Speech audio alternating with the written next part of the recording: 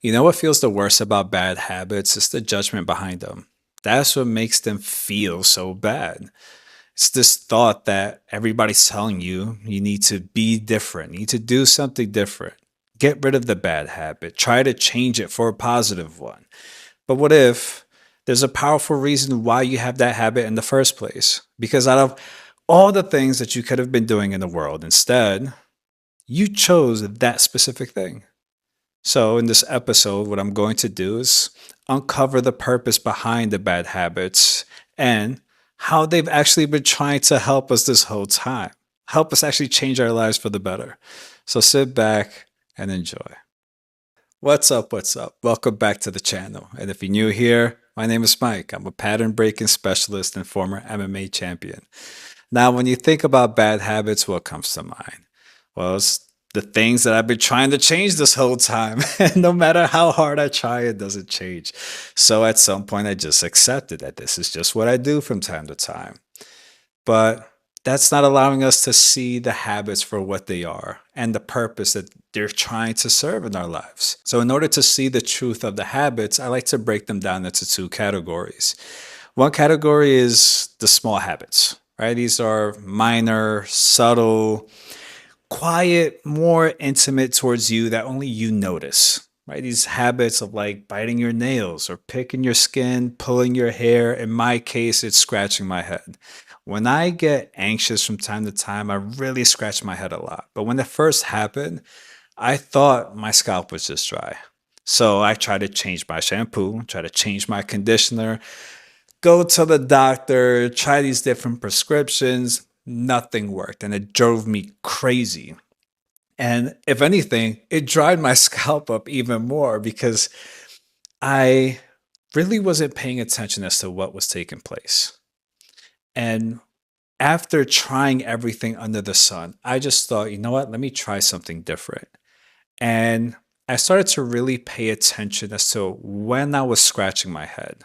Not the fact that I was just scratching my head, but just when was I doing it throughout my day? Because I was doing it every day. And I noticed that every time I was scratching my head is when I was stressed out, which is exactly what the doctor told me, that this is tied to stress. And if you notice, every single medical symptom is tied to stress. But stress has become so normalized that we overlook it and try to go straight towards the treatment. This is what I'm dealing with now. How can I heal this, treat it, and take care of it, make it go away? But we don't ever pay attention as to what led up to it getting to that point. Because if we take care of what led up to it, it won't come back. That's actually what would heal it, is to stop doing what led up to it. So that's what I started to pay attention to. Okay, I'm scratching my head. Let me keep a log as to every time I do it, what am I thinking? What am I feeling? What's the emotion? And I started to notice that there was a theme. I was feeling anxious, overwhelmed, stressed out, thinking about either how to be perfect in this moment, working on this, how to make something better or not do it wrong, how to fix this, do it like just constantly in this overthinking loop. And in my body, it was this feeling of like tension that I wasn't even aware was happening when I was scratching my head. I was so caught up in the symptom of like an irritated scalp that I wasn't even noticing that I was like this the whole time. And that's what I noticed. Oh, my body is trying to bring me back into this present moment. Because the second I started to pay attention more as to when I was scratching my head, it didn't have to get as intense to snap me out of it. It didn't have to get to the point of pain because we're not meant to scratch ourselves in any way for a long period of time. So you do it enough, it's going to hurt.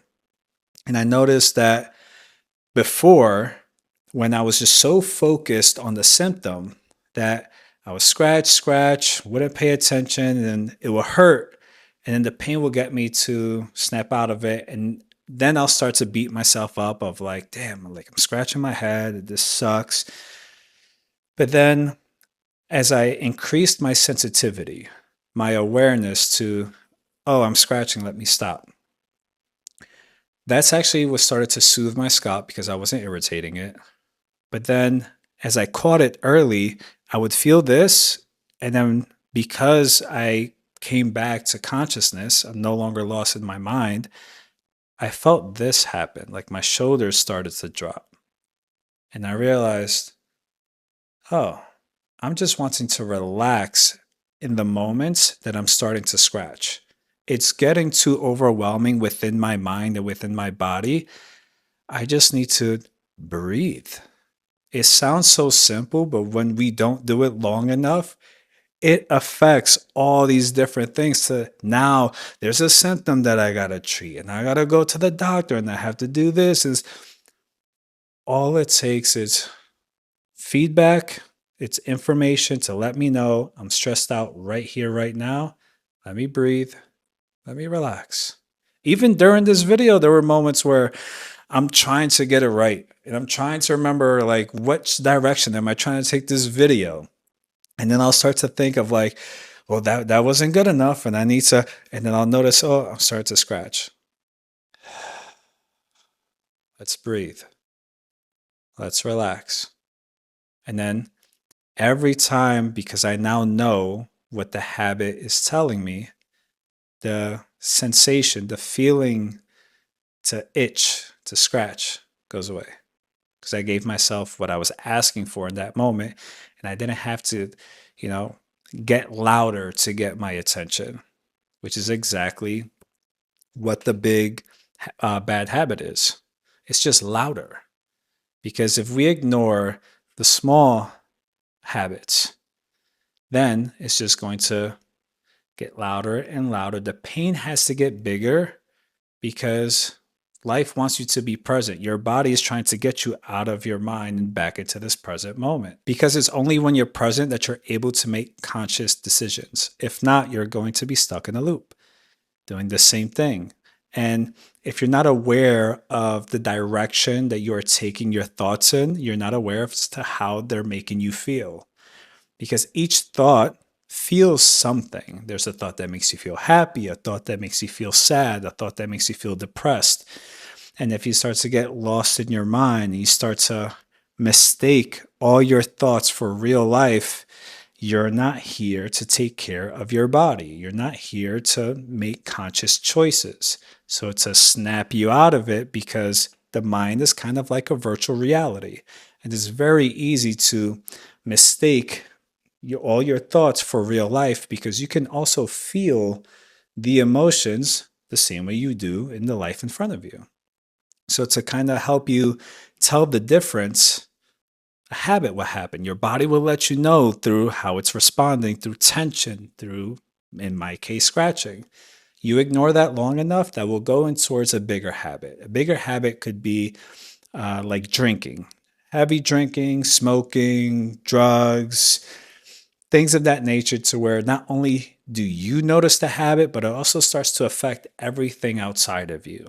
It could start affecting your money. It could start affecting your work. It could start affecting your relationship. And now that causes a bigger feeling of pain, to where, if you notice, those are the things that get people to actually change, because it's making us aware as to what we've been running away from this whole time. Yes, it's a feeling, but more importantly, it's a belief. It's a belief of ourselves that we've been carrying that keeps us in this loop. And it takes an experience, sometimes like a breakup or getting fired from a job or reaching rock bottom, for people to decide, okay, I'm no longer going to live life this way. For me, it took the heavy drinking. I was ignoring the fact that I had this belief that I wasn't good enough. So I needed to sacrifice myself in order to prove to others that I was. And at first, I tried to ignore the feeling of like the depression from not feeling good enough and feeling kind of angry that I felt that way about it, to where I was drinking. I was using the excuse of drinking in college. But that always made me feel worse because I would get to the point where I wouldn't remember what happened when I woke up the next day, and everything I would hear from other people, or the ways that I was angry about something, or, I either had a fight with somebody or caused some big issue. So because I didn't want that to happen anymore, I focused on, when I transitioned to fighting, I gave my all into that and thought, okay, if I stop this habit, then I could trade it for something healthier. And I'll focus on fighting. I'll focus on being a professional athlete, taking care of my body, eating healthy. And now, I get to stop this destructive habit. And I did that. But the feeling still followed me. The belief that I was trying to get away from still followed me, because that's the pattern. The pattern is not the physical symptom of like what we're doing, of like the scratching or biting nails or drinking. It's the core belief that follows. And as I transitioned to fighting, I noticed I'm doing all these healthy things. I look like an action figure, but still do. But I noticed I started to feel angry. I started to feel depressed. And I started to feel the sense of powerless. It's literally the same exact thing I felt when I was drinking.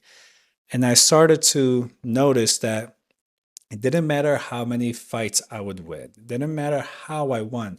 It didn't matter the fact that I was excelling at a rapid pace. None of that mattered, because I couldn't get away from this feeling. I couldn't get away from this core belief that just keeps following me no matter what I do, even if I'm doing the right things, because I'm not drinking anymore.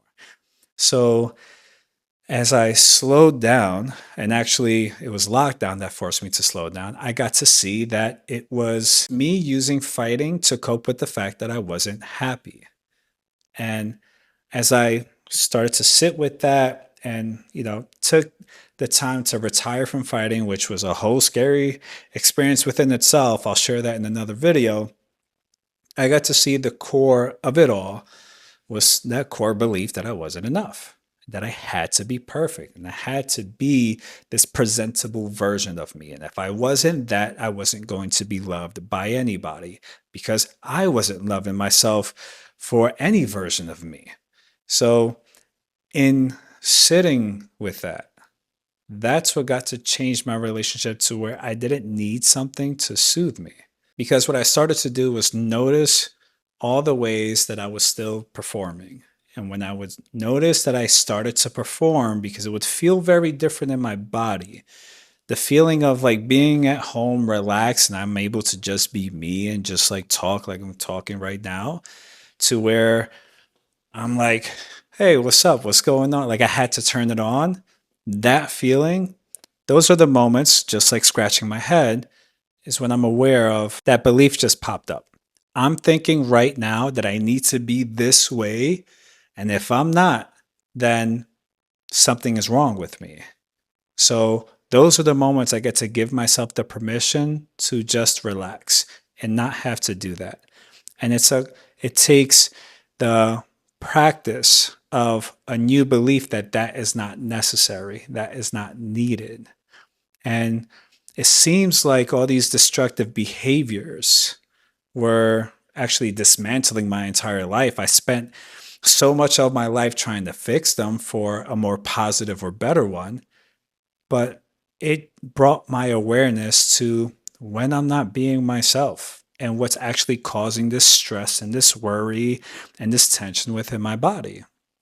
Because it takes a lot of energy to constantly be in this state, in like tension or in thinking. So if I'm not doing that anymore, I have more energy to not work on the things that I want to. But I also have to be aware as to where am I wasting that energy? And it takes increasing the sensitivity to how I'm feeling in the moment. And it's so interesting that something as small as biting nails can do that. I had a client where that was his thing, biting his nails. And when he would bite his nails, he would hear from everybody else that it was a disgusting habit and that he should stop. And no matter how hard he tried, he couldn't, because that wasn't letting him know as to like why he was biting his nails. He was trying to treat the symptom, not the core belief that the symptom was highlighting. So I had him do the same thing. Hey, every time you're biting your nails, just write out, what are you thinking and how are you feeling? How does it feel in your body? Same thing. There was this theme. This theme of every time he would bite his nails, sometimes he would bite to the point it would hurt. It would snap him out of his overthinking, and he would write down, I was overthinking, I was anxious. And then there was his own core belief, right? And the thoughts that he had in mind of what he was navigating. And it was beautiful to see that a habit that he felt shame and judgment for actually got him to love himself even more, because that's really what the bad habits that we have is letting us know, that there's actually a part of us that we have shame and judgment for, a part of us that we actually kind of hate, if we're being honest. And when you change your relationship to yourself, that habit is not needed anymore. It's not necessary. And if it does happen to come up again, great. Now you have the reminder, oh, that's right. I don't have to go down the path of, believing this stress or this old belief about myself. I can use this as a reminder of who I am. And I can relax. And I could be me. And I could save the energy. So I don't have to feel depleted and exhausted all day. I actually get to be genuinely happy now. I don't have to force a smile. The smile comes naturally. So this is the way that something as small and annoying as like scratching your head, biting your nails, or even if it's a bigger one, like smoking or drinking or drugs, prescriptions, whatever it is. When you remove the label, the judgment, the shame that you have of it, see beyond the symptom of what it looks like on the surface, and see that it's literally you trying to help you by showing you where you're disconnected from yourself, where you're running on autopilot, and why it feels like life is not changing. Because there's this part that every time you're about to move forward towards the life that you want, there's the part that always turns back, because there's a fear there. And the fear is tied to, again, where the pattern is showing. So I hope this helps change your relationship to bad habits as a whole, whether it's small, whether it's big. And you see, ultimately, you've always had the best intentions. Your bad habits have the best intentions. It's quite literally such an incredible thing, because you start to realize you're so clever that you chose a habit that you knew would stand out to you. Because again, you could have had any habit in the world, but you chose this specific habit that you knew would stand out to you because intuitively, subconsciously, you knew this would help you snap out of it and come back, and not only snap out of your mind, but also kind of leave you this breadcrumb trail to that core belief that you've been trying to avoid, and now you get to change your relationship with. And as you do that, you change the core belief. So if you have a habit you want to try this out with, every time the habit happens, pause and just write down, what are you thinking? What's the emotion, right? How are you feeling? But also, how does it feel in your body? How is your body feeling in that moment too? So 3 things. And just do that every single time, because now what you're doing is you're no longer beating yourself up for the bad habit. You're trying to now understand the bad habit. You're trying to really understand yourself. And in doing so, the bad habit doesn't have to get louder to get your attention, because now you're just looking at it in a whole different way. With that being said, I'm wishing you an amazing day. If it's nighttime by you, I'm wishing you an amazing night. Be sure to leave a comment. Let me know what you got from this episode. We'd love to know what your takeaways are. Like, share, subscribe, all that stuff. And I will catch you later.